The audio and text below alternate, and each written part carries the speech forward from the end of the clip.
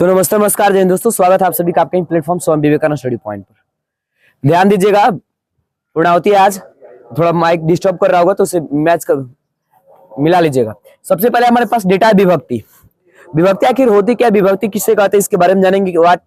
विभक्ति किसे कहेंगे तो कह रहा है जिसके द्वारा कारक और वचन विशेष का बोध होता है। मतलब वह शब्द जो कारक और वचन के बारे में क्या करता है भाई, ज्ञान उपलब्ध करा देता है, उस शब्द को ही क्या कहते हैं, विभक्ति के नाम से जानते हैं। किसके नाम से जानेंगे, विभक्ति के नाम से जानेंगे। विभक्ति जो होती है वो मुख्यतः कितने प्रकार की होती है, 7 प्रकार की होती है।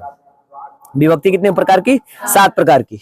और भाई बोर्ड भी मैनेज करिएगा क्योंकि हम लोग छत पे क्लास ले रहे हैं और ठंड का मौसम है, तो यह संडे क्लास है तो स्पेशल भी है। विभक्ति कितनी प्रकार की हो गई, 7 प्रकार की, जिसमें आप याद कर सकते हैं प्रथमा विभक्ति, द्वितीय विभक्ति, तृतीय विभक्ति, चतुर्थी विभक्ति, इसके साथ साथ पंचमी विभक्ति, षष्ठी विभक्ति और सप्तमी।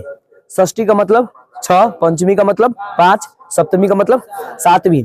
प्रथमा 1, द्वितीय 2, तृतीय 3, चतुर्थी 4। इसके अलावा अगर हमसे कोई प्रश्न करे कि विभक्ति के वचन कितने होते हैं तो याद रखिएगा प्रत्येक विभक्ति के 3 वचन होते हैं। प्रत्येक विभक्ति कितने वचन होते हैं, 3 वचन होते हैं, जिसमें पहला वचन कौन है, एक वचन है, दूसरा कौन है, द्विवचन है, और तीसरा कौन है, बहुवचन है। पहला कौन है, एक वचन, दूसरा कौन है, द्विवचन, और तीसरा कौन है, बहुवचन। कुल मिलाकर देखा जाए तो पता चलता है कि विभक्ति किसे कहेंगे, जिसके द्वारा कारक है ना, और किसका भाई, वचन का बोध होता है, उस वचन विशेष का बोध होता है, ज्ञान कराता है, उस शब्द को ही क्या कहते हो, विभक्ति कहते हैं। विभक्ति कितने प्रकार की होती है, 7 प्रकार की होती है। विभक्ति कितने प्रकार की होती है, 7 प्रकार की होती है। इसके अलावा बात करें जिसमें पहला प्रकार कौन है, प्रथमा विभक्ति। आप लोग नीचे से बेंच लेते आइए एक। और दूसरा हो जाएगा कौन सा, द्वितीय विभक्ति। तीसरा हो जाएगा तृतीय विभक्ति। चौथा हो जाएगा कौन सा, चतुर्थी विभक्ति। 5वां हो जाएगा पंचमी विभक्ति। 6ठा षष्ठी विभक्ति। 7वां सप्तमी विभक्ति। इसके अलावा अगर बात करें प्रत्येक विभक्ति के कितने वचन, प्रत्येक विभक्ति कितने वचन, 3 वचन। पहला कौन, एक वचन, दूसरा कौन, और तीसरा कौन। चलिए ये रहे। इसके बाद अभी जस्ट हम सीख ले रहे हैं कि जो विभक्ति है उसको पहचानेंगे कैसे, कौन कहाँ पर प्रथमा विभक्ति आएगा, कहाँ पर द्वितीय होगा, कहाँ पे तृतीय होगा, कहाँ पर चतुर्थ होगा, सब जानकारी जस्ट इसके बाद। तो आइए देखते हैं। अभी जस्ट हमने देखा क्या, विभक्ति के बारे में बताए। विभक्ति क्या है, एक ऐसा शब्द है जो किसी कारक के साथ साथ क्या, वचन विशेष का बोध कराता है।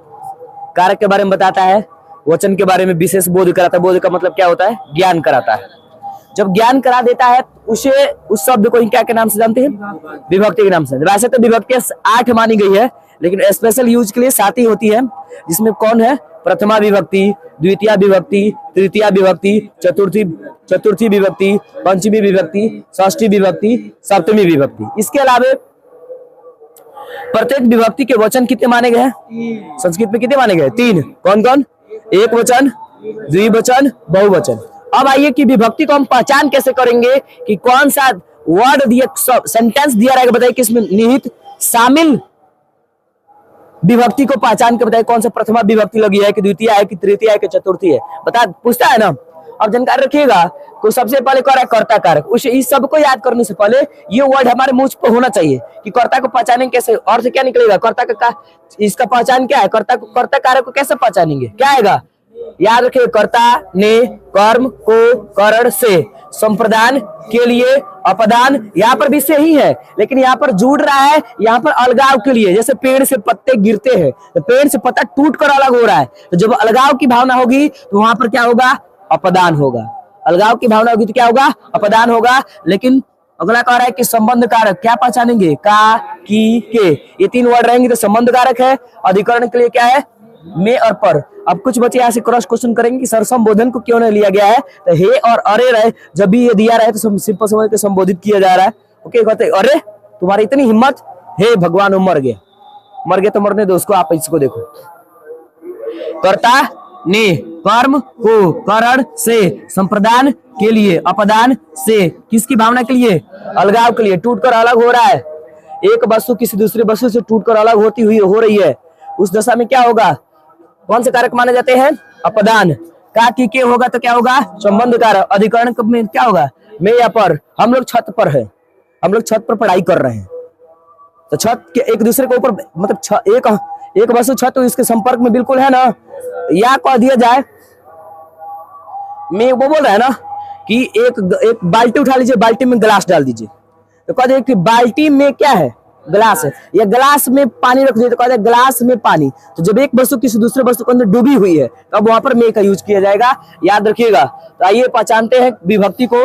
विभक्ति कैसे कर्ता कारक होगा, कर्ता कारक है तो कौन सी विभक्ति मानेंगे, प्रथमा विभक्ति। कर्म कारक होगा तो कौन सी विभक्ति, द्वितीय विभक्ति। करण कारक होगा तो तृतीय विभक्ति। संप्रदान कारक होगा चतुर्थी विभक्ति। अपदान कारक होगा पंचमी विभक्ति। संबंध कारक होगा षष्ठी विभक्ति। अधिकरण कारक होगा सप्तमी विभक्ति। और हे या अरे रहे, ओके, तो वो संबोधन कारक रहेगा, तो उससे क्या संबोधन अगर आ भी जाता है कहीं पर रेयर केस में, एक्सेप्शन पर रख लीजिएगा इसको, ठीक है। संबोधन कारक आदत आ जाता है कहीं पर हे या परे वर्ड रहे तो उसको क्या मान लीजिएगा आप, अष्टमी मान सकते हो, ओके। लेकिन ये बहुत कम पूछा जाता है, उतना नहीं पूछा जाता है, सप्तमी से ही काम चला सकते हो आप। कोई तकलीफ है तो पूछिए, यदि आपको कोई डाउट है तो पूछिए, अन्यथा हम प्रत्येक की ओर बढ़ जाएंगे, ओके। चलिए, थैंक यू सो मच। जय हिंद, वंदे मातरम।